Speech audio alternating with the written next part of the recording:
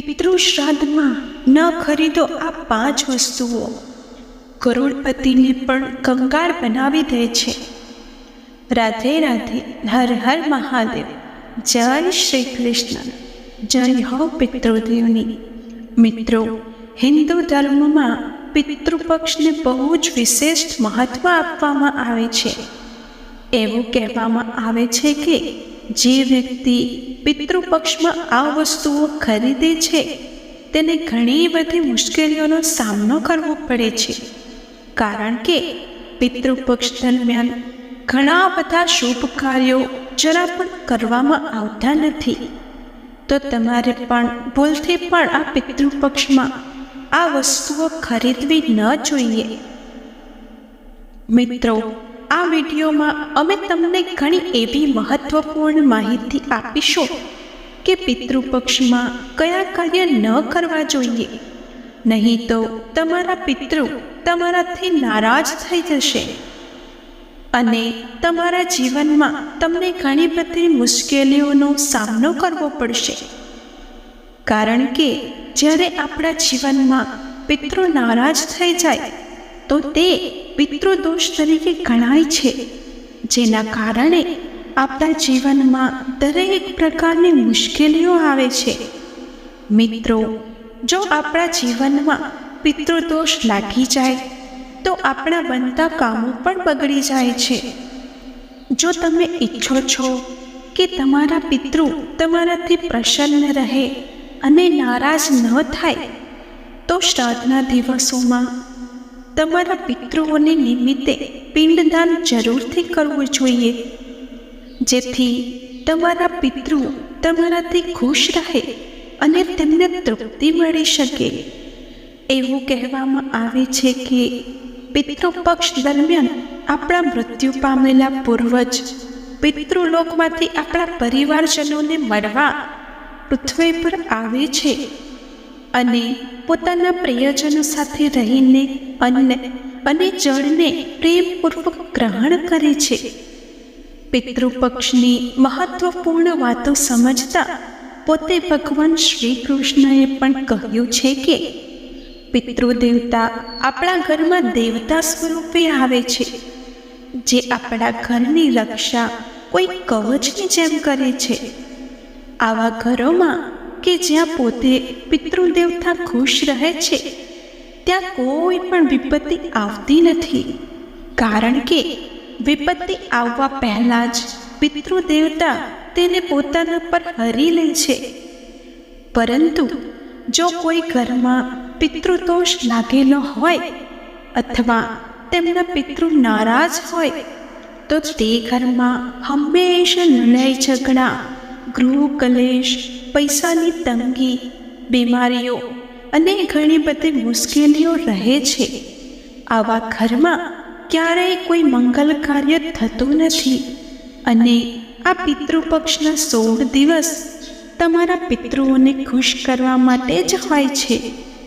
આ પિતૃપક્ષમાં દરેક વ્યક્તિ પોતાના પિતૃને સરળતાથી ખુશ કરી શકે છે, પણ તમને કેવી રીતે ખબર પડી શકે કે તમારા ઘરમાં પિતૃદોષ છે કે નથી?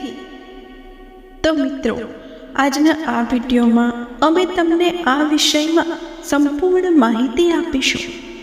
સાથે જ અમે તમને એ પણ જણાવીશું કે તમે કેવી રીતે જાણી શકો કે તમારા ઘરમાં પિતૃદોષ છે કે નથી અને આના કયા લક્ષણો દેખાશે. આ સાથે કયા ઉપાયો કરવા પડશે તે પણ જણાવીશું. આ વિડીયોમાં અમે તમને સંપૂર્ણ માહિતી આપીશું. સાથે જ અમે તમને એ કામ વિશે પણ જણાવીશું જે પિતૃપક્ષમાં જરૂર કરવું જોઈએ. જો તમે આ કામ નથી કરતા તો તમારા પિતૃદેવ તમારા પર ખૂબ જ નારાજ થઈ જાય છે, જેના કારણે તમારા ઘરમાં કંગાળી છવાઈ જાય છે, તમારા પરિવાર પર સંકટ આવે છે અને તમારા જીવનની ખુશીઓને દ્રષ્ટિ લાગી જાય છે. મિત્રો, સૌથી પહેલાં અમે તમને જણાવી દઈએ કે આ જે માહિતી છે તેનો ઉલ્લેખ શિવ પુરાણમાં મોટા પ્રમાણમાં કરવામાં આવ્યો છે. અમે આને તમારા સમક્ષ સરળ ભાષામાં મૂકીએ છીએ. ચાલો હવે આને વિસ્તૃત રીતે સમજીએ. શ્રાદ્ધ પક્ષ એટલે કે તેને આપણે પિતૃપક્ષ તરીકે પણ ઓળખીએ છીએ. ત્યારે અમારા જે પિતૃદેવ હોય છે અથવા આપણા પૂર્વજ જેને આપણે પિતૃ તરીકે ઓળખીએ છીએ તેમને પિતૃલોકમાંથી મૃત્યુલોકમાં મોકલવામાં આવે છે અને તેઓ સર્વપ્રથમ આપણા ઘરમાં આવે છે. શ્રાદ્ધ પક્ષની શરૂઆત 17 સપ્ટેમ્બર એટલે કે મંગળવારે થઈ હતી અને તેનું સમાપન 2 ઓક્ટોબરે થશે. આ દિવસોમાં તમારી તમામ તિથિઓ આવી જશે, જેમ કે દ્વિતીયા, તૃતીયા, ચતુર્થી, પંચમી, પ્રદોષ, એકાદશી વગેરે વગેરે. એવા સમયમાં જે દિવસે તમારા પિતૃ આ દુનિયા છોડીને ગયા હતા તે દિવસે તમને ખૂબ જ શ્રદ્ધાપૂર્વક શ્રાદ્ધ કરવું જોઈએ. જો તમને તે તિથિઓ યાદ નથી તો તમે તે શ્રાદ્ધ અમાવસ્યાના દિવસે પણ કરી શકો છો. તો આ બધામાં સૌથી પહેલાં અમે તમને જણાવીશું કે આ 16 દિવસોમાં એવી કઈ ભૂલો છે જે ન કરવી જોઈએ અને કયા ઉપાયો છે જે તમારે અવશ્ય કરવા જોઈએ, જેથી કરીને તમારા પિતૃદેવતાઓ તમારી સાથે ખુશ રહે અને તમારા પરિવારના દરેક સભ્યોની પ્રગતિ થતી રહે અને તમારા ઉપર પિતૃઓનો આશીર્વાદ સદાય બન્યો રહે. કારણ કે મિત્રો, આ સમગ્ર રમત પિતૃદોષની જ હોય છે. આ દિવસોમાં કેટલાક ખાસ કાર્યો કરવા મંજૂર નથી, એટલે કે આ કાર્યો પિતૃપક્ષમાં કરવા પ્રતિબંધિત માનવામાં આવે છે. જો તમે ભૂલથી પણ આ કાર્યો કરો છો તો પિતૃદેવતાઓ નારાજ થઈ શકે છે, જેનાથી તમને ખરાબ પરિણામોનો સામનો કરવો પડી શકે છે અને તમારું જીવન દુર્ભાગ્યમાં ફેરવાઈ શકે છે. મિત્રો, આ વિડીયોમાં હું તમને જણાવીશ કે પિતૃપક્ષનું મહત્વ શું છે અને પિતૃપક્ષ દરમિયાન કયા કાર્યો ભૂલથી પણ ન કરવા જોઈએ. પિતૃપક્ષ દરમિયાન અમુક નિયમોનું પાલન કરવું આવશ્યક છે, જેમ કે આ દિવસોમાં દાઢી કે વાળ કાપવા નહીં, મોટા વડીલો તેમજ વૃદ્ધ વ્યક્તિઓ સાથે વિવાદ ન કરવો. આ ઉપરાંત કેટલીક વસ્તુઓ પણ એવી છે જે પિતૃપક્ષમાં ભૂલથી પણ ન ખરીદવી, કારણ કે તે યોગ્ય માનવામાં આવતું નથી. આવી વસ્તુઓ ખરીદવાથી પિતૃદેવ નારાજ થઈ શકે છે. ચાલો આપણે હવે એ વસ્તુઓ વિશે જાણીએ, પરંતુ તે પહેલાં હું તમને હાથ જોડીને વિનંતી કરું છું કે જો તમે હજુ સુધી વિડીયોને લાઈક નથી કર્યો તો હમણાં જ લાઈક કરો અને ચેનલને સબસ્ક્રાઈબ કરો અને બેલ આઇકોનને દબાવી દો, જેથી કરીને આવનારા નવો વિડીયોઝની નોટિફિકેશન તમારા સુધી પહોંચે. અને જો તમે પણ તમારા પિતૃદેવોને પ્રેમ કરો છો તો કમેન્ટ બોક્સમાં જય પિતૃદેવ જરૂરથી લખજો. સાથે જ આ વિડીયોને તમારા મિત્રોના સાથે પણ શેર કરજો, જેથી તેઓ આ માહિતીથી વંચિત ન રહી જાય. ચાલો હવે લાંબી વાત કર્યા વિના વિડીયો શરૂ કરીએ. પિતૃપક્ષ દરમિયાન મીઠાનું દાન કરવું ખૂબ જ મહત્વનું માનવામાં આવે છે. આ દરમિયાન મીઠાનું દાન કરી શકો છો, પરંતુ પિતૃપક્ષ દરમિયાન મીઠું ભૂલથી પણ ન ખરીદવું જોઈએ, કેમ કે આ સમય દરમિયાન મીઠું ખરીદવું ખૂબ જ અશુભ માનવામાં આવે છે. શ્રાદ્ધ શરૂ થયા પહેલાં જ તમારે તમારા ઘરમાં મીઠું ખરીદીને રાખવું જોઈએ. પિતૃપક્ષ દરમિયાન મીઠું ખરીદવાથી તમારા ઘરમાં સતત બીમારીઓ રહેવાની શક્યતા રહે છે. સરસવનું તેલ, જો તમે પિતૃપક્ષ દરમિયાન સરસવનું તેલ ખરીદો છો તો પિતૃદેવતા સાથે સાથે શનિદેવ પણ ખૂબ જ ક્રોધિત થાય છે. આથી મિત્રો, ભૂલથી પણ પિતૃપક્ષ દરમિયાન તમારે સરસવનું તેલ ખરીદવું નહીં. તમે જાણો છો કે જ્યારે શનિદેવ કોઈ પણ ક્રોધિત થાય છે તો તે વ્યક્તિની સ્થિતિ કઈ રીતે ખરાબ થઈ જાય છે. સાથે જ પિતૃપક્ષ શરૂ થવાને પહેલાં જ તમારે તમારું ઝાડુ ખરીદીને ઘરમાં રાખવો જોઈએ. ઝાડુનો સંબંધ માતા લક્ષ્મી સાથે માનવામાં આવે છે. પિતૃપક્ષ દરમિયાન ઝાડુ ખરીદવાથી તમારે ઘણી સમસ્યાઓનો સામનો કરવો પડી શકે છે. ખાસ કરીને તમારી આર્થિક સ્થિતિ પર ખૂબ જ અશુભ અસર પડી શકે છે.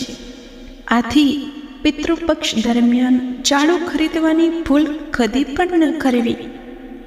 પિતૃપક્ષ દરમિયાન નવા વસ્ત્રો ખરીદવા તો બિલકુલ નહીં. આ ખૂબ જ અશુભ માનવામાં આવે છે. જ્યારે પણ આપણે આપણા પિતૃઓને યાદ કરીએ છીએ અને સાધારણ જીવન જીવીએ છીએ ત્યારે ભૂલથી પણ આ સમયગાળામાં નવા વસ્ત્રો કે આભૂષણો ખરીદવાના ટાળો. આ સમય દરમિયાન વધુ શણગાર કરવાને બદલે સાધારણ રહેવા કે પિતૃદેવતાઓને પ્રસન્ન રાખે છે. પિતૃપક્ષ દરમિયાન વાહન કે જમીન મકાન આ 16 દિવસોમાં બિલકુલ ન ખરીદવા જોઈએ. જો તમે ભૂલથી આવું કરી લો છો તો તેના ગંભીર પરિણામો તમારે ભોગવવા પડી શકે છે. આ સમય દરમિયાન જમીન અથવા વાહન ખરીદવાથી ફાયદાની જગ્યાએ તમારે નુકસાન જ વેઠવું પડશે. ચાલો હવે જાણીએ કે પિતૃપક્ષમાં કઈ વસ્તુઓ ખરીદવી શુભ ગણાય છે. પિતૃપક્ષમાં કાળા તલને ખૂબ જ શુભ માનવામાં આવે છે. આ સમયમાં જો તમે કાળા તલ ખરીદી લો અથવા તેનું દાન કરો તો તમને ખૂબ જ શુભ પરિણામો મળતા હોય છે. પિતૃપક્ષમાં જીરું ખરીદવું પણ ખૂબ જ શુભ માનવામાં આવે છે. ધાર્મિક દૃષ્ટિકોણથી જીરાને સોનાની સમાન માનવામાં આવે છે. પિતૃપક્ષમાં જીરાને ઘરે લાવવાથી અથવા તેનું દાન કરવાથી તમારા ધનમાં સતત વૃદ્ધિ થાય છે. શ્રાદ્ધ કર્મમાં કાચા ચોખાનો ઉપયોગ થાય છે. ચોખાને ચાંદીની સમાન માનવામાં આવે છે. આ રીતે આ સમયમાં ચોખાને ઘરમાં લાવવું ખૂબ જ શુભ માનવામાં આવે છે, જેનાથી તમારા જીવનની મુશ્કેલીઓ દૂર થાય છે. શાસ્ત્રોમાં કહેવામાં આવ્યું છે કે જો પિતૃઓને ચમેલીનું તેલ અર્પણ કરવામાં આવે તો તેઓ તૃપ્ત થાય છે. આથી પિતૃપક્ષ દરમિયાન ચમેલીનું તેલ ઘરે લાવવું અથવા તેનું દાન કરવું ખૂબ જ શુભ પરિણામ આપે છે. પિતૃપક્ષમાં જ્યારે તમારા માટે નવા કપડાં ન ખરીદવા જોઈએ, પરંતુ પિતૃઓના માટે નવા કપડાં ખરીદવું ખૂબ જ શુભ માનવામાં આવે છે. આથી પિતૃઓ ઝડપથી પ્રસન્ન થાય છે અને આશીર્વાદ આપે છે, જેનાથી જીવનના મુશ્કેલ કાર્યોમાં સફળતા મળે છે. પરંતુ ધ્યાન રાખવું કે આ દરમિયાન ખરીદેલા કપડાં બ્રાહ્મણોને દાન કરી દેવા અને સ્વયંના ઉપયોગમાં લેવા ન જોઈએ. સફેદ ફૂલો પિતૃઓને ખુશ કરવા માટે સફેદ ફૂલોનો ઉપયોગ કરવામાં આવે છે. આથી પિતૃપક્ષના સમયમાં જો તમે ઘરમાં સફેદ ફૂલો લાવો છો તો પિતૃઓ ખૂબ જ પ્રસન્ન થાય છે અને તેમનો આશીર્વાદ આપતા રહે છે. આથી તમારા જીવનની તમામ મુશ્કેલીઓ દૂર થઈ જાય છે. મિત્રો, તમને એ બધી વાતો જાણવી છે કે પિતૃપક્ષના સમય દરમિયાન કેટલાક ખાસ કાર્યો કરીને શુભ ગણાય છે અને આ સમયમાં આ કાર્યો કરવાથી પિતૃઓ નારાજ થઈ શકે છે અને તમારે આના અશુભ પરિણામો ભોગવવા પડી શકે. તમારું જીવન દુર્ભાગ્યમાં બદલાઈ જશે. તામસિક વસ્તુનું સેવન પિતૃપક્ષના આ 16 દિવસો દરમિયાન તમારે ભૂલથી પણ તામસિક વસ્તુઓનું સેવન ન કરવું જોઈએ. સાથે જ તમારે લસણ, ડુંગળી, માંસ, મદિરા અને નશો જેવા પદાર્થોથી દૂર રહેવું જોઈએ અને તમારા મન અને શરીર શુદ્ધ રાખવું જોઈએ. નહીં તો તમારે પિતૃઓના ક્રોધનો સામનો કરવો પડી શકે છે. આ સિવાય તમારે કોઈને પણ અપશબ્દ ન કહેવા જોઈએ. તેમજ સટ્ટો રમવો, કોઈ સાથે ઠગાઈ કરવી કે છેતરપિંડી કરવી, આ પ્રકારના કાર્યો પણ ન કરવા જોઈએ. જો તમે આવું કરો છો તો પિતૃઓ તમારી ઉપર નારાજ થઈ જશે, જેનાથી તમારે મુશ્કેલ પરિસ્થિતિઓનો સામનો કરવો પડી શકે છે. અપમાન ન કરો. પિતૃપક્ષમાં તમારા દરવાજા પર જો કોઈ પણ પ્રાણી, સાધુ વગેરે આવે છે તો તમારે તેમનું અપમાન ન કરવું જોઈએ. આ લોકોનું અપમાન કરવાથી તમારા પિતૃઓ નારાજ થઈ શકે છે. તેમજ જો ઘરના દ્વાર પર કોઈ ગાય, કૂતરો કે ભિખારી આવે તો તેમનું અપમાન પણ ન કરવું, પરંતુ તેમને શ્રદ્ધાપૂર્વક ભોજન કરાવવું જોઈએ. વૃક્ષોના પાંદડા પિતૃપક્ષના આ દિવસો દરમિયાન તમારે વૃક્ષો પરથી પાંદડા ન તોડવા જોઈએ. નહીં તો તમારે શુભ પરિણામો મેળવવાને બદલે અશુભ પરિણામોનો સામનો કરવો પડી શકે છે. પિતૃપક્ષ સાથે જોડાયેલી ખૂબ જ મહત્વપૂર્ણ બાબતો છે. તમારે પિતૃપક્ષમાં આ બાબતનું ખૂબ ધ્યાન રાખવું જોઈએ, જેથી તમે કોઈ ભૂલ ન કરો અને તમારા પિતૃઓ નારાજ ન થાય. કારણ કે જ્યારે પિતૃ નારાજ થાય છે ત્યારે તમારે જીવનમાં ઘણી મુશ્કેલીઓનો સામનો કરવો પડે છે. તમારા બનેલા કામ પણ બગાડવા લાગે છે. આથી તમારે ઘણી બાબતોનું ધ્યાન રાખવું જોઈએ અને આ વાતનું સાચા દિલથી પાલન કરવું જોઈએ. જો પિતૃપક્ષમાં તમે અમારા જણાવેલા કોઈ પણ ઉપાય કરો છો તો તમને ચોક્કસપણે તમારા જીવનમાંથી પિતૃદોષની મુક્તિ મળશે અને તમારું જીવન હંમેશા સુખ સમૃદ્ધિથી ભરેલું રહેશે. તો મિત્રો, આજનો આ વિડીયો અહીં સમાપ્ત કરીએ છીએ. જો તમને આ માહિતી સારી લાગી હોય તો વિડીયોને લાઈક કરીને ચેનલને સબસ્ક્રાઈબ કરી બાજુમાં આપેલ બેલ આઇકોનને જરૂરથી દબાવી દેજો અને આ વિડીયોને વધુમાં વધુ શેર કરજો, જેથી આ વિડીયો વધુ લોકોને પહોંચે અને તેઓ પણ આ માહિતીનો લાભ લઈ શકે. અને કમેન્ટ બોક્સમાં સાચા દિલથી જય શ્રી કૃષ્ણ, જય પિતૃદેવ જરૂરથી લખજો. વિડીયો જોવા માટે આપ સૌનો આભાર. જય શ્રી કૃષ્ણ.